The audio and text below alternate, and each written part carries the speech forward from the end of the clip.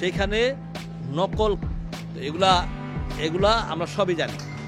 অতএব সিনেমার মতো শাকিব খান নিজের বডিও নকল করতে শুরু করেছেন, এমনটাই দাবি করেছেন পরিচালক ইকবাল। চলুন ছোট ভিডিওর মাধ্যমে বিস্তারিত জেনে আসা যাক।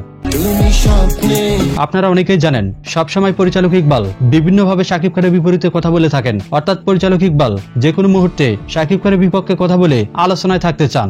আর সম্প্রতি সময়ে শাকিব খান ও ব্রিটিশ মডেল কেলসির একটি বিজ্ঞাপন চিত্র সামাজিক যোগাযোগ মাধ্যমে ব্যাপকভাবে ভাইরাল হয়েছে। আর সেখানে অবাক করার মতো বেশ কিছু দিক উঠে এসেছে। আপনারা যারা শাকিব খান ও কেলসির সেই বিজ্ঞাপন চিত্র দেখেছেন তারা বলতে পারবেন, সেখানে সুপারস্টার শাকিব খানকে অন্যরকম এক বডি ফিটনেসে উপস্থাপন করা হয়েছে। এই প্রথম সুপারস্টার শাকিব খান এই বিজ্ঞাপনের মাধ্যমে সিক্স প্যাক শো করেছেন। আর শাকিব খানের এই সিক্স প্যাক দেখেই সম্প্রতি ট্রল করেছেন পরিচালক ইকবাল। তিনি জানিয়েছেন, বর্তমানে শাকিব খান নকল জিনিসের পিছনে পড়ে আছে। তার সিনেমার পাশাপাশি এখন সে শরীরও নকল করতে শুরু করেছে।